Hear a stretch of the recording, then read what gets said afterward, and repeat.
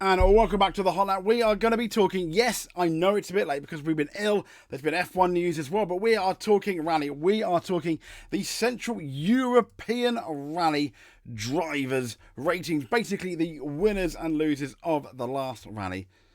Let's get into it, shall we?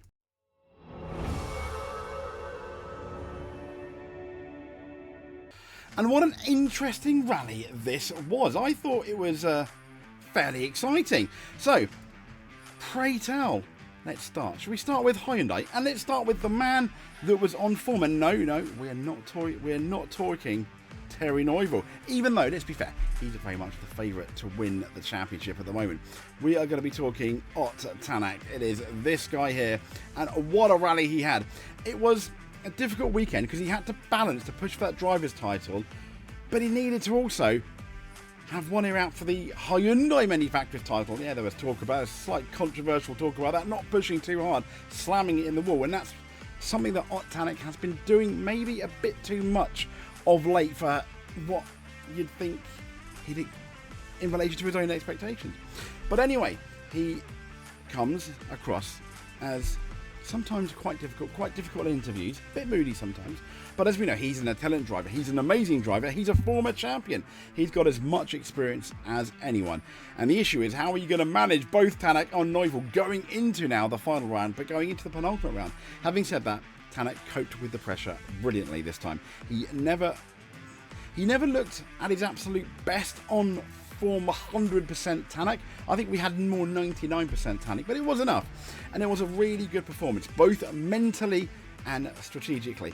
And he can help, even if he doesn't win the championship now. Yes, you probably look back at those mistakes he made in the past, but I honestly feel he can have his head held high.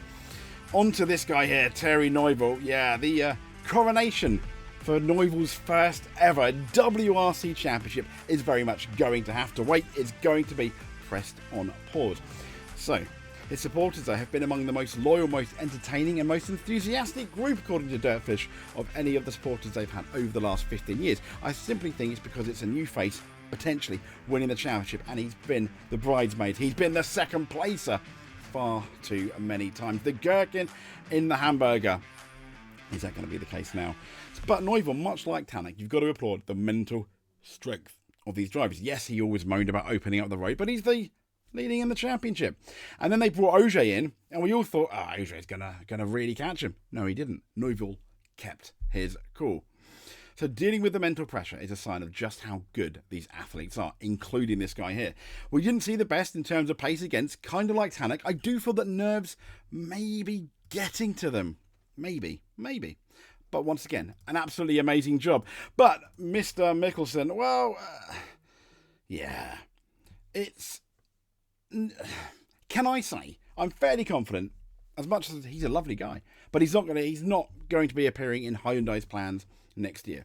As if you go all the way back to Monte Carlo, he did struggle a bit. Croatia, he did struggle a bit, I feel. And then he made that mistake, didn't he, at the Central European Rally. He did in some small way redeem himself on the power stage with what was a good performance.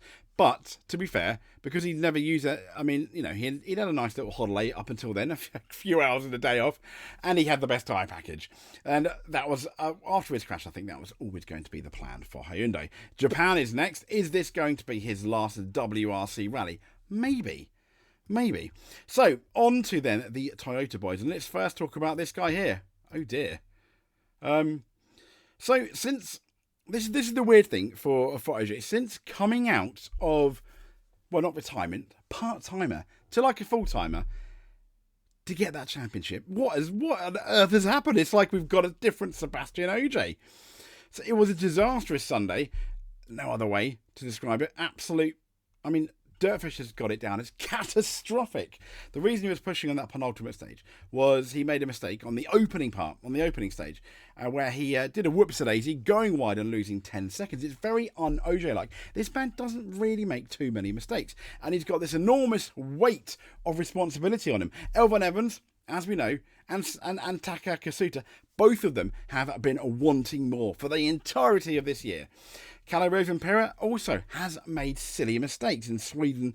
In Finland, he hit the rock. No, nothing he could have done. Amazing in the Safari Rally, for example.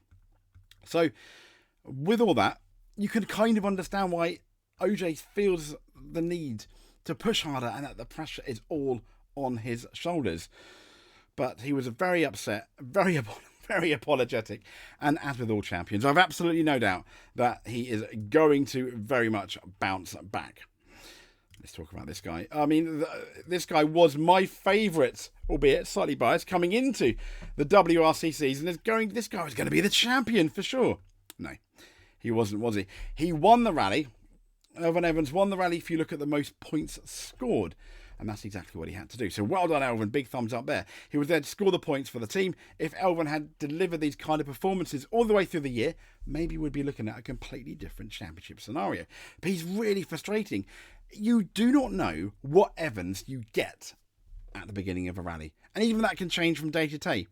The problem with Evans, I think, is his self-belief in himself, his confidence, and his inconsistency. We know he's a top-class driver. We saw that at the Central European Rally. He delivered when the chips were down for Toyota. He goes to Japan to deliver, hopefully, the best performance of this year. And he needs to. He needs to at least finish on the podium. He needs to, in my opinion, at least be fighting for the victory all the way through. So let's have what was one of Chris's and I's favourites coming into the year. And he's just been disappointing, but, and I like a but, because it's impossible to overestimate the pressure that was on this guy's shoulders. He was basically told to do one at the last rally. You're not good enough, essentially was what it meant. So going into this rally wasn't a personal issue. It wasn't just a personal issue, says Durf, it was a cultural issue. Now, Taka, he felt, I can't imagine how deeply he felt that criticism. He went away, he reconsidered, he regrouped, he spoke to the right people, and what we had wasn't a remarkable performance when you consider the position this guy was in. This guy that quite easily goes from hero to zero in even one stage, let alone a day, let alone a rally. Now, when you put it in context, this was the best drive of his career. That's what Dirtfish is saying, and I completely agree. And I cannot wait for Japan and what this guy gets up to. Are we going to be having our fingers crossed? Absolutely. So let's talk about the Ford boys, shall we? And I don't have one for Sami Pajari, but let's talk about him, shall we? So, right up until the first stage of Sunday morning, he was looking quite comfortable. He was looking confident. He was looking like a competent tarmac Rally 1 Toyota driver. But then he made that mistake on Sunday. Maybe unlucky. You know, he's still a rookie to all this. But we saw it a number of times of drivers going slightly wide into the fields, becoming a very expensive lawnmower. But Pajari, I can't help but feel he's going to take a lot of confidence. Nothing scared him about the Rally 1 tarmac. I did say Ford boys. This guy's Toyota. My apologies. And he's going through a learning process. I think he can take a lot of positives. Now, onto the Ford boys. Onto the Ford boy. Will he be a Hyundai boy? That's a different story. But it was a difficult weekend for Mo. Something clearly wasn't right with the car. He came into the event with high hopes. The car was feeling good. He felt good. He won Rally 2 last year. But something wasn't just right. And it was kind of from right at the beginning. He didn't feel too comfortable with the car. And he wants to desperately, I feel, end his season on a high. Is that because he's going to Hyundai? I don't know. It could be he wants to leave a parting gift to M Sport. Well, wouldn't a Japanese rally championship win be amazing? He is looking good. If they can resolve those issues going into Japan, I think he could be fighting for at least a podium. And that would be very much a very nice goodbye for him. So let's get into this guy here. Yes, his name is Gregor Monster. He did a rally. He showed up. And that's pretty much it.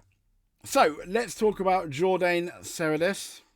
I keep on getting this guy's name wrong. He's always happy to be interviewed. He gives lovely interviews, doesn't he? So it's all about context, not the results. I don't care where he finished. I love the man. That's how the Dirtfish article started. He is what rallying is about, they said. Gentlemen drivers have been the lifeblood of the sport for a long, long time, and it put a big smile on my face when Jordan told us that once again he had postponed his retirement, planning on 5 or 6 outings next year. Why not? He does make very few mistakes, though, and he just adds a little bit of colour, particularly in those interviews. So I think, yeah, a fairly solid result. You know, but there we go.